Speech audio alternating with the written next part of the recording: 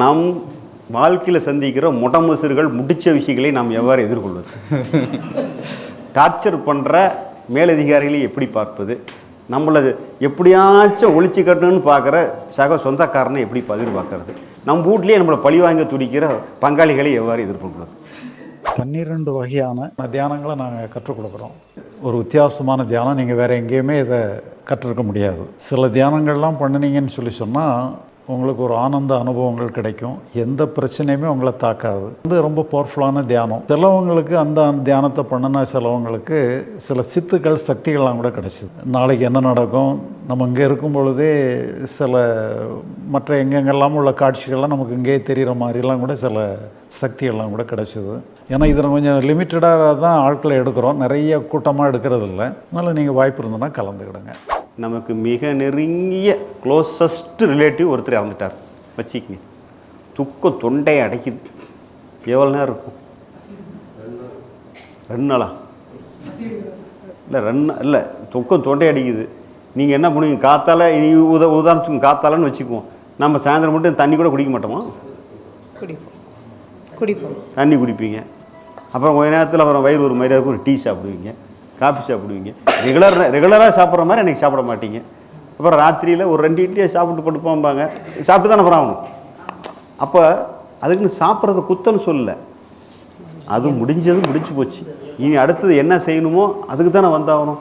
நாள் அப்படி இருக்கும், அடுத்த நாள் அதிலிருந்து இன்னும் கொஞ்சம் மாறும், 3வது நாள் இன்னும் கொஞ்சம் மாறும். அப்பப்போ உங்கள் நினைவு வந்து அது பின்னாடி கொஞ்ச நேரம் போயிட்டு திரும்பி வருவோம். அவ்வளோதானே. ஆனால் முடிஞ்சது நமக்கு தெரியுமா தெரியாதா? அவ்வளோதான். எந்த எண்ணமும் உணர்வும் நிரந்தரமாக தங்குவதற்கு வாய்ப்பே கிடையாது. எல்லாமே தோன்றி மறையும் நிகழ்வுகள் மட்டுமே.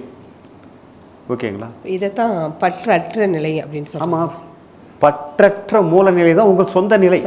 எதோடையும் உங்களுடைய அட்டாச்மெண்ட்டை நான் அப்படி தானே சொன்னேன். உங்களுடைய எதையும் நீங்கள் இணைத்து கொள்ளாத பற்றற்ற நிலை தான் உங்கள் ஒரிஜினல் ஸ்டேட். அதில் தோன்ற ஏதோ ஒரு அனுபவத்தை பற்றி பிடிச்சிக்கிற நான் நீங்கன்னு நீங்கள் நினச்சிக்கிறீங்க. இனிப்பு தோன்றுறது, இந்த இனிப்பு தான் நானுன்னு நீங்கள் நினச்சிக்கிறீங்க. இல்லைன்னு புரிஞ்சுக்கிட்டா போதும். ஏன்னா இனிப்பு நிற்கலையே. இப்போ இந்த நாக்கோட சுயத்தன்மை எப்பயும் நிற்குதா இல்லையா? இனிப்பு எப்பயாச்சும் நின்று இருக்கா? இனிப்பவன்கிறது எப்பயாச்சும் நின்று இருக்கா? இல்லை. அப்போ அது வந்து பெர்மனெண்ட் கிடையாது இல்லை. ஆனால் இந்த சுவையற்றத்தன்மை எப்பயும் இருக்குதா இல்லையா? இருக்கு. இதை நான் உருவாக்க வேண்டியதுக்கு இது கஷ்டமே இல்லையே. இந்த நாக்கோட ஒரிஜினல் டேஸ்ட்டுக்கு நான் ஏதாவது எஃபோர்ட் போடணுமா? அதுக்கு நீங்கள் எதுவும் பண்ணாமல் இருந்தாலும் அதில் தான் இருக்கும். புரியுதுங்களா? அவ்வளோதான் மேட்ரு. அதை நம்மளுடைய ஆர்ஜின் ஸ்டேட்டுங்கிறது, ஒரிஜினல் ஸ்டேட்டுனா என்னென்னா எதோடையும் நம்மை இணைத்து கொள்ளாத, எதோடையும் நம்மளை பந்தப்படுத்திக்காத இருக்கிறது தான் நம்முடைய ஒரிஜினல் ஸ்டேட். நாம் என்ன நினச்சிக்கிட்டு இருக்கோம், பந்தப்படுத்தி ஏற்படுற அனுபவத்தினால் ஏற்படுற அனுபவிப்புனா நாம்னு கற்பிதம் பண்ணிச்சுக்கிட்டு இருக்கோம். உண்மையாலே அனுபவம் எப்படி தோன்றி மறைகிறதோ அனுபவிப்புன்னு அதே போல் தோன்றி மறைகிற ஒரு நிகழ்வு. அவ்வளோதான். புரியுதுங்களா? ஐயப்பா, நீங்கள் உங்கள் ஃபேமிலி இதை வச்சு சொன்னீங்க, பெருமாள் கோயில் போகிறத சொன்னீங்க இல்லையா? இப்போ நீங்கள் வந்து சரின்ட்டு இதாகிட்டீங்க. உங்கள் கோட்பாட்டில் ரொம்ப ஸ்ட்ராங்காக இருக்கிறவங்க நான் சொல்கிற கருத்தில் ஏற்றுக்க மாட்டியா அப்படின்ட்டு கோயிலுக்கு போகக்கூடாதுங்கிற கண்டிஷன்ஸ் போட ஆரம்பிப்பாங்க. யாருங்க? இப்போ நீங்கள் சொல்லலாம் உங்கள் மனைவியை, நான் இவ்வளோ சொல்கிறேன் உனக்கு புரிய மாட்டேங்குது, கோயிலுக்கெல்லாம் போகாத அப்படின்னு ஒரு கட்டாயம் பண்ணுற அட்டுலையும் அப்படி தானே நானே பண்ணிட்டு இருந்தேன். அப்போ அவங்க எப்படி அதை எதிர்கொள்வாங்க? இப்போ உங்களை மாதிரி நபர் இல்லை, ஒரு அடமெண்ட்டான வீட்டுக்கார எப்படி எதிர்கொள்ளும் கேள்வி. கரெக்டு தானே? ஆமாம், சூப்பர், வெரி குட் கேள்வி. சரி, நான் என்ன சொல்கிறேன், அடமெண்ட்டுன்னு அதுக்கு பேர் என்ன சொல்லுவாங்க? பைத்தியக்காரத்தனம்னு சொல்லுவாங்க. சொல்லுங்க. இந்த விஜய் படம் ஒன்று வரும்ல, இந்த ஜோதிகா விஜய் எடுத்துப்பாங்க. இந்த இவர் இருப்பார், யார் அவர் பேர் விஜயகுமார். தம்பி அது என்னமோ சொல்லி என்ன மென்ட்டு அப்படின்னு சொல்லுவார். இந்த வசனம் ஈகோ பிடிச்ச கழுதை. அது ஈகோ பிடிச்ச கழுதை அப்படின்னு சொல்லுவார். அதுதானே, கிட்டத்தட்ட அதுதானே. அதாவது நான் பிடிச்ச பிடி ஸ்ட்ராங்குன்னு இருக்கிறதுக்கு பேர் தான் அடமெண்ட். அந்த மாதிரி இருக்கிறவங்களை எப்படி எதிர்கொள்ளணும் அப்படின்னா, அதை நான் சொல்லலாம்னு நினச்சேன். அது கொஞ்சம் நீட்டமாக போகுமே நினச்சேன். இருந்தாலும் சொல்லிடலாம் தானே, ஒரு 10 நிமிஷம் பேசிடலாமா? சரி. இப்போது நம் வாழ்க்கையில் சந்திக்கிற முடமுசுறுகள் முடிச்ச விஷயங்களை நாம் எவ்வாறு எதிர்கொள்வது, டார்ச்சர் பண்ணுற மேலதிகாரிகளை எப்படி பார்ப்பது, நம்மளை எப்படியாச்சும் ஒழிச்சு கட்டணும்னு பார்க்குற சக சொந்தக்காரனை எப்படி பதிவு பார்க்கறது, நம்ம வீட்லேயே நம்மளை பழிவாங்க துடிக்கிற பங்காளிகளை எவ்வாறு எதிர்கொள்வது. இப்படி பார்த்துட்டா முடிஞ்சு போச்சு தானே. அப்போது என்னன்னு கேட்டிங்கன்னா, அவங்க வந்து அவங்க கருத்தில் நம்மளை பற்றி இவங்க இப்படி தான் ஒரு பிடிமானத்தில் அவங்களா ஒரு உருவகப்படுத்தி வச்சுருக்கிறாங்களா இல்லையா? ஆனால் உண்மையில் நம்ம அப்படி இருக்கிறோமா? இல்லை. அப்படிங்கிறது அவங்க வந்து அவங்க பார்வையில் இவன் இப்படித்தான் அப்படின்னு ஃபிக்ஸ் பண்ணிக்கிட்டதை வச்சு தான் அவங்க செயல்பட்டுக்கிட்டே இருக்கிறாங்க. அப்போது அவங்க வந்து அவங்க யதார்த்தத்தில் இருக்கிறாங்களா, அவங்களுடைய மனோ ரீதியாக பண்ண கற்பனை வடிவத்தில் நம்மளை பார்க்குறாங்களா? அது நிஜமா? அப்படின்னா அவங்க என்ன அர்த்தம்? அதுதான் ஈகோ. மனசில் அவங்களா ரியாலிட்டியை ரியலாக பார்க்கலையே. சார் உங்கள்கிட்ட ரியலாக நீங்கள் எப்படி இருக்கிறீங்களோ அப்படி பார்க்குறாங்களா, இல்லை அவங்க மனசில் வச்சுருந்த கற்பனையில் அவங்கள பார்க்குறாங்களா? கற்பனையில் பார்க்குறாங்க. அவங்க மனசில் உங்களை பற்றி எப்படி உருவகப்படுத்தியிருக்காங்களோ அது மாதிரி பார்க்குறாங்க. ஆனால் ஒரிஜினலாக தான் சொல்கிறது உங்களுக்கு புரியுதுங்களா? அப்போ என்ன சொல்கிறேன்னா, இப்போ வந்து என்னென்னா, இப்போ நீங்கள் அவங்க 2 பேர் இருக்கிறீங்கன்னு வச்சிங்க. மனசோட இயக்கத்தும் நுட்பமும் தெரிஞ்சது யார்? 2 பேர் இருக்கீங்க சார், நீங்களும் இன்னொருத்தர் இருக்கிறீங்க. ஒரு அடமண்டு பிடிச்சாலும் ஒருத்தர் இருக்கிறான், நீங்கள் இருக்கிறீங்கன்னு வச்சுங்க. அப்போது யார் இதில் மனசோட இயக்கத்தை மனசு செயல்படுறதை புரிஞ்சவர்? நீங்கள். நாம் புரிஞ்சவங்க, எதிராள் புரியாத ஆள்னு வச்சுக்கிங்க. நாம் வந்து மனசை வந்து நியூட்ரலாக வச்சுக்கிற கண்டிஷனில் இருக்கிறோம். அவங்க என்ன கண்டிஷனில் இருக்கிறாங்க? அவங்க ஒரு கருத்து வடிவத்தில் பிடிச்சி ஒரு பிடிவாதமாக இருக்கிறாங்க. பிடிவாதமாக இருக்கிறோன்னு என்னன்னு சொல்லுவோம்? பைத்தியம்தான். சரி, இப்போ பைத்தியத்தை எப்படி டீல் பண்ணணும்? அடுத்த கேள்வி. பைத்தியத்தை என்ன டீல் பண்ணணும்? டீல் பண்ணால் நீங்கள் படாத பாடு பண்ணிடலாம். ரைட்டா? நான் இதுக்கு ஒரு உதாரணம் சொல்லுங்கள். குடும்பத்தார் ஆகிட்டாங்க இல்லை, டீல் பண்ண இல்லை, நான் சொல்கிறேன் உங்களுக்கு ஒரு உதாரணம் சொல்லிட்டேன்னா பளிச்சுன்னு புரிஞ்சிடும். அந்த உதாரணம் சொல்லி முடிச்சிடறேன். நானும் என்னுடைய நண்பர்களும் 20 வருஷமாக ஒன்றா சாப்பிட்டு ஒன்றா தூங்கி, என் ட்ரெஸ்ஸை அவன் போட்டு அவன் ட்ரெஸ்ஸை நான் போட்டு நகமும் சதயமாக ஒட்டி வளர்ந்தவர்கள். ஓகேவா? அவ்வளோ க்ளோஸ்டு. இப்போ என்ன ஆயிடுச்சு, 20 வருஷம் கழித்து அவன் திடீர்னு சைக்காட்ரிக் ஆகிட்டான். என் ஃப்ரெண்டு சைக்காட்ரிக் ஆனதோடு இல்லாமல் அவன் என்னன்னு சொல்கிறான், நீ தாண்டா என் வாழ்க்கையை ஒழிச்சு கட்டினதே நீ தான், நான் நாசமாக போனதுக்கு நீ தான் காரணம், நீ உருப்படவே மாட்ட, நாசமாக போயிடுவ அப்படின்னு சொல்கிறான். இப்போ நீங்கள் என்ன பண்ணுவீங்க? 20 வருஷம் நீங்களும் அவரும் க்ளோஸ்டு ஃப்ரெண்டு. இப்போ நீங்கள் என்ன பண்ணுவீங்க? பதில் சொல்லுங்கள். என்ன பண்ணுவீங்க சொல்லுங்கள். இதை சொல்கிறேன்ல, இப்போ நீங்களாம் புரிஞ்சிருக்கீங்க. என்ன பண்ணுவீங்க? என்ன பண்ண முடியும்? நாம் நல்லா தான் இருந்தான், ஆயிட்டான். இப்போ நம்ம என்ன பண்ணோம்? என்ன பண்ண முடியும்? நாம் என்னமோ சரி சொல்லிட்டியா, சரி சாப்பிட்றியா, ஏதாவது சாப்பிட்லாமா, சரிவா.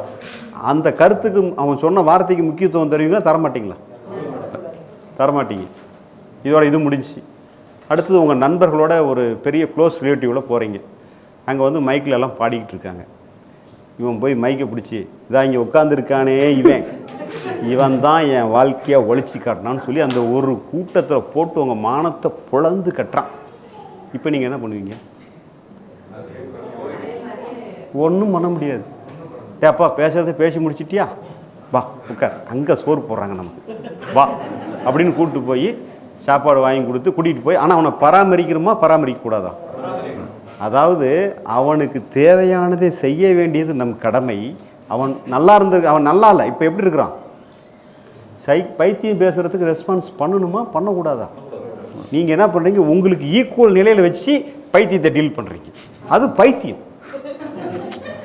சரி, பைத்தியத்தை பைத்தியமாக டீல் பண்ணுறது தான் அறிவுள்ளவனுடைய கடமை.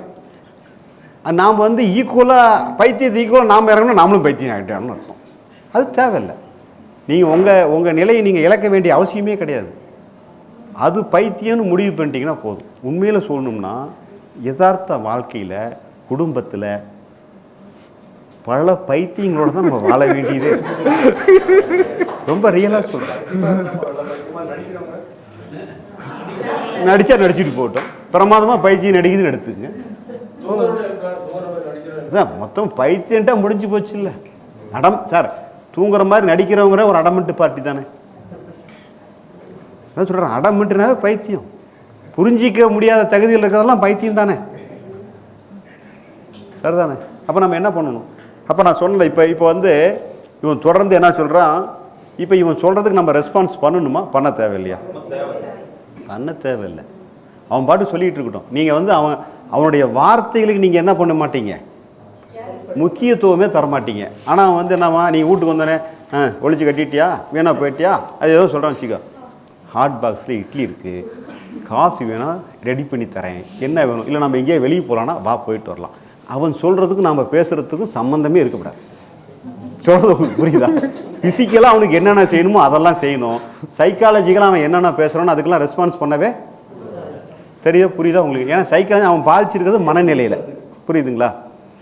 இப்போ நம்ம நிலையை சொல்லிகிட்டு இருப்போம், நம்ம மேலே இருக்கிறவன் அதையே புரிஞ்சிக்காமல் அவன் என்ன பண்ணிகிட்டு இருப்பான், திருச்சி எங்கள் ஆத்தா வயது காசு கூட அவன் பழசே பேசிக்கிட்டு இப்படி தானே எதார்த்தம். உங்களுக்கு ஈஸியாக புரியுது சொல்கிறேன், இப்படி தான் இருக்கும். ஆக என்னன்னு கேட்டிங்கன்னா, நாம் அவங்ககிட்டலாம் போய் ப்ரூவ் பண்ணால் யாருக்கு கஷ்டம்? நாம் எவனையும் திருத்த வரல, அவனெல்லாம் இருந்து நம்மளை பாதுகாத்து வாழ்கிறதுக்கு மட்டும்தான் நாம் வந்திருக்கோம். அவனை சரி பண்ணுறது நம்ம நோக்கமே கிடையாது. நம்மளை பாதிப்பு இல்லாமல் வச்சுக்கிறது மட்டும்தான் நம்ம நோக்கம். ஏன்னா ஆஃபீஸில் பல மெண்டல்கள் கூட தான் வாழ்கிறேன், வீட்லேயே பல மெண்டல்கள் கூட தான் வாழ்கிறேன். ரியலாக சொல்கிறேன். இது இப்படி மட்டும் இல்லை, இதில் அடுத்த இன்னொரு பகுதி இருக்குது, அதையும் சொல்லிடுறேன். வெளியில் இருக்கிற அடம் பிடிச்சது அட்டகாசம் பண்ணுறதுக்கு இதுதான் சொல்யூஷன். இது புரிஞ்சதில்லை இப்போ. அதாவது என்னென்னா, அவங்கள சரி பண்ணுறதுக்கு நம்ம போகவே இல்லை, பைத்தியத்தை பைத்தியமாக ஏற்றுக்கொள்வது தான் ஒரு ரியலிட்டிக்கான சொல்யூஷன். ரைட்டா? இது வந்து வெளியில் நமக்கு வெளியில் இருக்கிற ஒரு நபர் அடமெண்ட்டாக இருக்கிற போது நம்ம என்ன நடந்துக்கிறதுங்கிறது இது. 12 வகையான தியானங்களை நாங்கள் கற்றுக் கொடுக்குறோம். ஒரு வித்தியாசமான தியானம் நீங்கள் வேறு எங்கேயுமே இதை கற்றுருக்க முடியாது. சில தியானங்கள்லாம் பண்ணினீங்கன்னு சொன்னால் உங்களுக்கு ஒரு ஆனந்த அனுபவங்கள் கிடைக்கும், எந்த பிரச்சனையுமே உங்களை தாக்காது. இது ரொம்ப பவர்ஃபுல்லான தியானம். சிலவங்களுக்கு அந்த தியானத்தை பண்ணினா சிலவங்களுக்கு சில சித்துக்கள் சக்திகள்லாம் கூட கிடைச்சிது. நாளைக்கு என்ன நடக்கும், நம்ம இங்கே இருக்கும் பொழுதே சில மற்ற எங்கெங்கெல்லாம் உள்ள காட்சிகள்லாம் நமக்கு இங்கே தெரிகிற மாதிரிலாம் கூட சில சக்திகள்லாம் கூட கிடைச்சிது. ஏன்னா இதில் கொஞ்சம் லிமிட்டடாக தான் ஆட்களை எடுக்கிறோம், நிறைய கூட்டமாக எடுக்கிறது இல்லை. அதனால் நீங்கள் வாய்ப்பு இருந்ததுன்னா கலந்துக்கிடுங்க.